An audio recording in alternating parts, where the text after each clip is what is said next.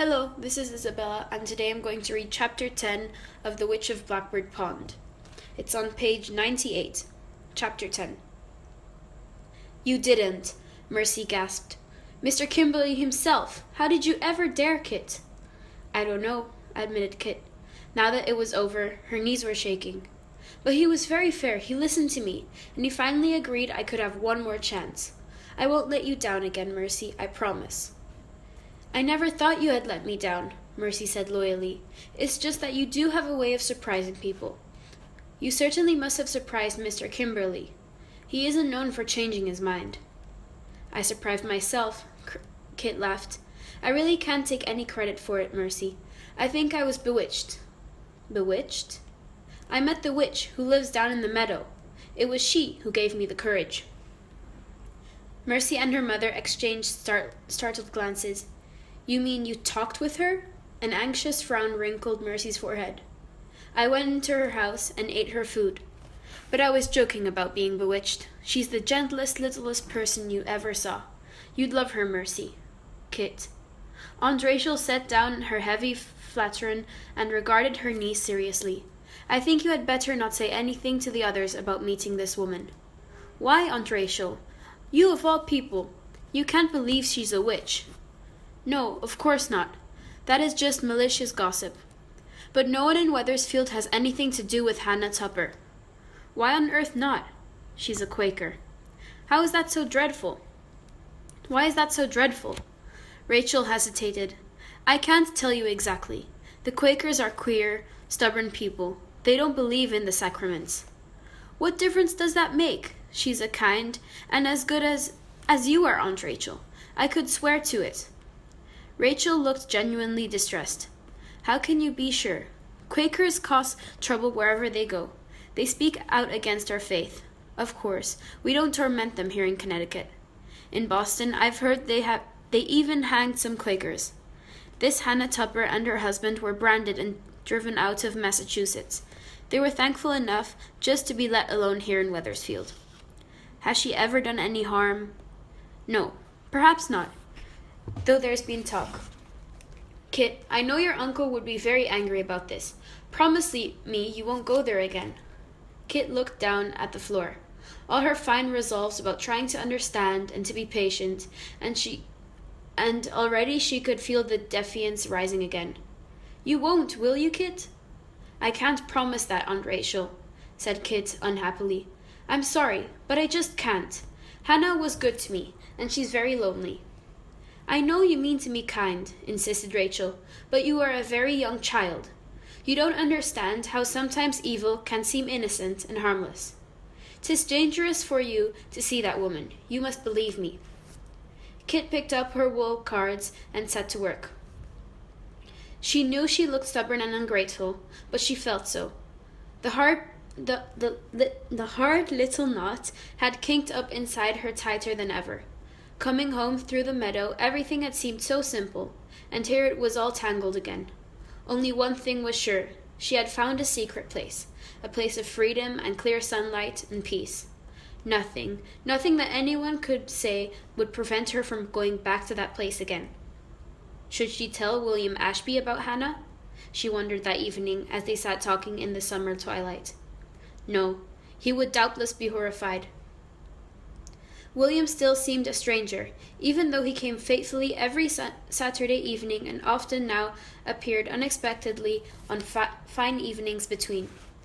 She could never be sure what thoughts were hidden behind that impassive face, but she had learned to recognize the sudden stiffening of his jaw muscles that meant she had said something shocking. That happened often enough in spite of her best intentions.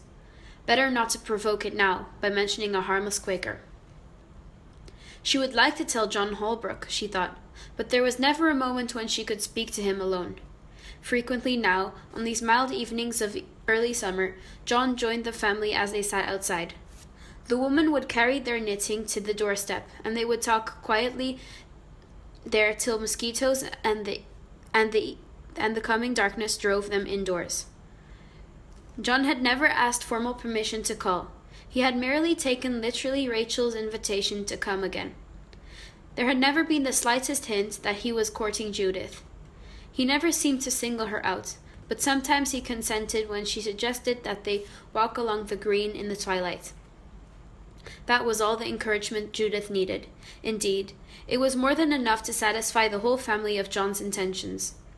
Not even her father could have failed to guess that Judith was in love. She had never spoken another word, even to Mercy or Kit, after that first surprising disclosure. But there was a brilliance in her eyes, a warm color in her cheeks, and new sweetness in her manner. Less and less often, as the summer set in, did her tart tongue discomfort her cousin. She did not even chatter as readily, as often, as she seemed to be withdrawn into some secret world. Kit watched her, half envious and half puzzled. The sober young divinity student seemed an odd match for Judith's high spirits. Truth to tell, Kit herself was a little disappointed in John. Beside William, who was so set in his ways, John seemed scarcely able to make up his mind at all.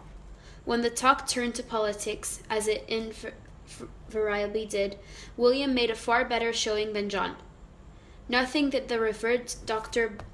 Bulkeley ever say or do could be wrong in his pupil's eyes, even the fervent defense of the king's policies which went against all John's upbringing.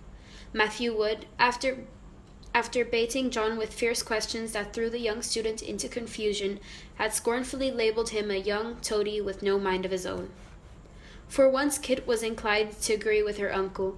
Probably, she concluded now, it would do no good to ask John about Hannah Tupper. Whatever Dr. Bulkeley thought about the Quakers, John would think so too.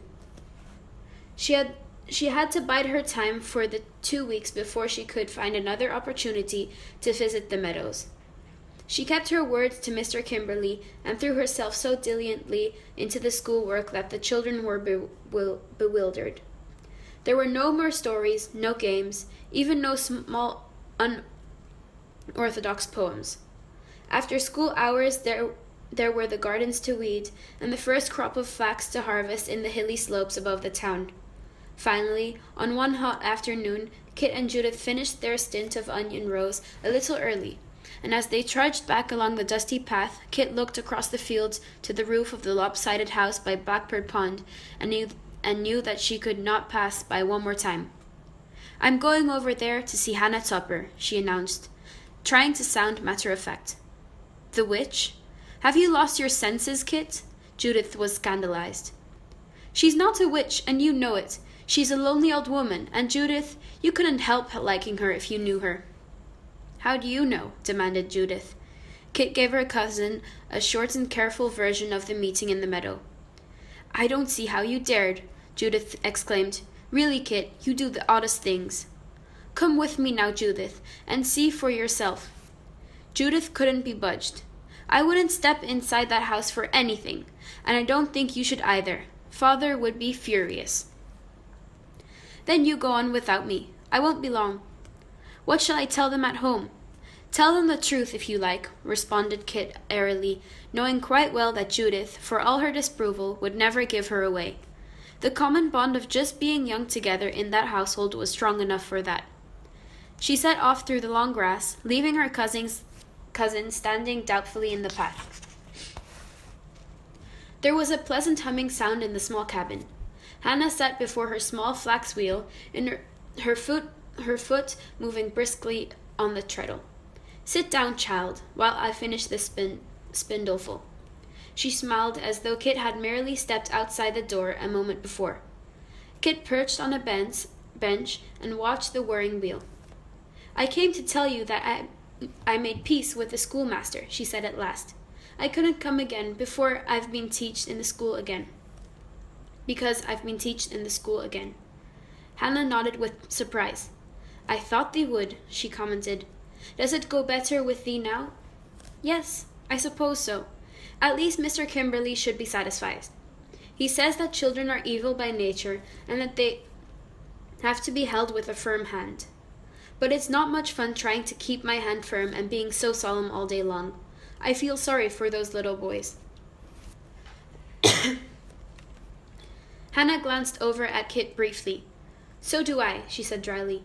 Did the schoolmaster make the promise never to smile?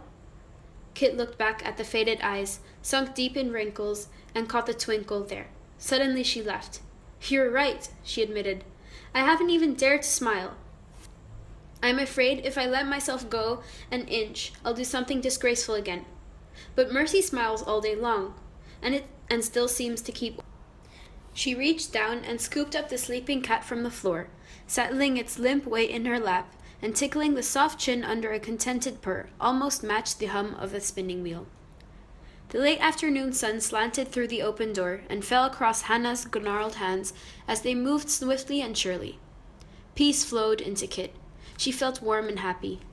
"How fast you go," she said, watching the thread fattening on the bobbin. "Did you grow the flax yourself?" Hannah dipped her fingers into a gourd shell without slackening the wheel. "Some of the families in town always bring me their flax to spin," she explained.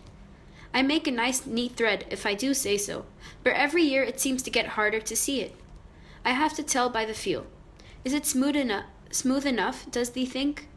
Kit admired the fine, perfect thread that slipped evenly through Hannah's fingers. "It's beautiful," she said. "Even Mercy can't spin it like that." Hannah looked pleased as a child. "4 pence a skein," she said. "Enough to pay the taxes and buy what I need." "Taxes? On this swamp land?" Kit was indignant. "Of course," Hannah said matter-of-factly. "And the fines for not going to the meeting." "They make you pay fines for that? Wouldn't it be better to go to the meeting instead?" Kit looked around at the much-mended clothing and the sparse furnishings of the little room. "I doubt they would welcome me," Hannah said, again dryly, even if I chose to go. In Massachusetts, we Quaker had our own meetings." "Can I become a Quaker?" asked Kit, only half joking. "I'd rather pay a fine any day than go to a meeting." Hannah chuckled. "Thee doesn't become a Quaker just to escape the meeting," she said, and Kit flushed at the gentle reproof in her tone. "How does one become a Quaker?" she asked seriously. "I wish I knew something about it, Hannah."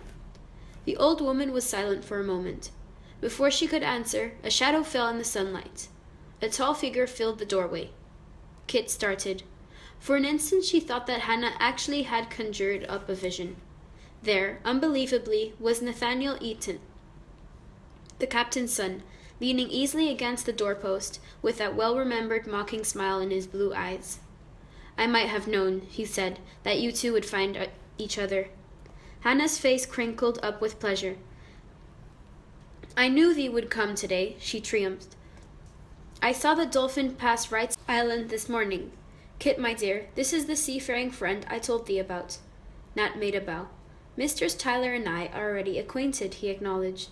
He tried to set down, without anyone's noticing, the small barrel he carried under one arm, but Kit's glance was quick. A keg of fine Barbados molasses. So it was not just coral trinkets and flower bulbs that this seafaring friend of Hannah brought from afar. Hannah caught the action too. "Bless thee, Nat," she said quietly. "Now sit down and tell us where thee has been this time." "Charlestown," he answered, settling on an upturned barrel. Instantly the cat slid from Kit's lap and with a loud meow leaped into Nat's and circled contentedly. Nat winced as her claws dug rapturously into his coarse homespun trousers. Hannah made fast the thread and sat with idle hands, her eyes never leaving the young sailor's face. "And thy father? He is well and sends you his greetings. I've been listening for a breeze every morning, just thinking thee might come up the river. I said to Thomas just yesterday, Tom, I said, I'm going to save the last of these berries, just in case the Dolphin comes soon. He'll be pleased when I tell him you've been here." Kit's breath caught suddenly in her throat. Hannah had spoken as though her husband, so many years dead, were still here in the little house. A cloud had passed across the old woman's eyes, a vagueness that Kit had noticed there before. Kit turned a troubled look to Nat. He seemed not to have noticed anything amiss, but very casually he reached out his hand and covered Hannah's worn fingers with his own. "Has the old she-goat had her kids yet?" he asked easily. "Don't tell me you've sold them before I could see them." The vagueness was gone as suddenly as it had come. I had to, Nat, Hannah said regretfully. They were getting into the cornfield. They brought a good price, 2 hanks of wool for a new cape. Nat leaned back now and surveyed Kit with frank interest. She had forgotten the intense blue of his eyes, like the sea itself. Tell me, he asked her, how did they ever let you find your way to Hannah? Kit hesitated, and Hannah chuckled. How did thee find a way here? She demanded of him. 'Tis a strange thing that the only friends I have I found in the same way, lying flat in the meadows, crying as though their hearts would break. The 2 young people stared at each other. You? Breathed Kit incredulously. Nat laughed. I'll have you explain that I was only 8 years old, he explained. Were you running away? I certainly was. We were on the way downriver, and my father had just told me he was leaving me at Saybrook to spend the winter with my grandmother and go to school. It seemed like the end of the world. I had never lived anywhere but the Dolphin, and it had never occurred to me that anyone but my father would teach me. I'd never in my life seen anything like the meadows. They went on, and at once I was hungry and thoroughly lost and scared. Hannah found me and brought me here and washed the scratches on my legs. She even gave me a kitten to take back with me. A little gray tiger, Hannah remembered.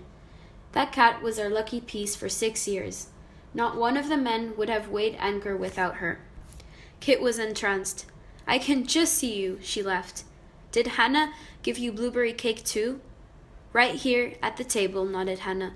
I'd forgotten how a little boy could eat. Nat reached again to cover her hand with his own. Hannah's magic cure for every ill, he teased. Blueberry cake and a kitten. Did you go back to school? Questioned Kit. Yes. Hannah walked back to the ship with me, and somehow I felt bold as a lion. I didn't even mind the thrashing that was waiting for me. I know, said Kit, remembering the walk up to Mr. Kimberly's door. And now that thee can both have supper with me again, said Hannah, delighted as a child at the prospect of a party.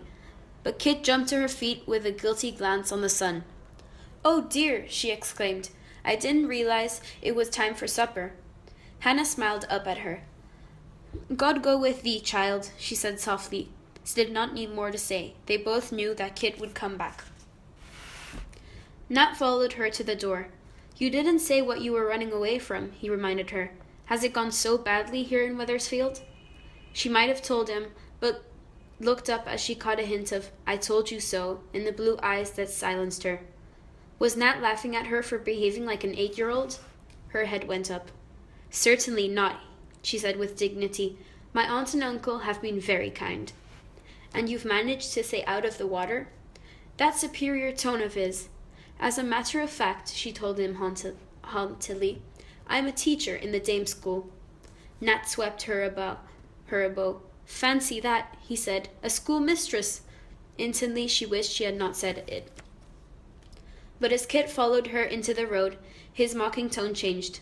Whatever it was, he said seriously, I'm glad you ran to Hannah. She needs you. Keep an eye on her, won't you?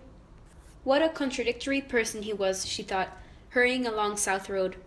Always putting at her a disadvantage somehow, and yet, now and then, surprising her, letting her peek through a door that always seemed to slam shut again before she could actually see inside. She would never know what to expect next from him.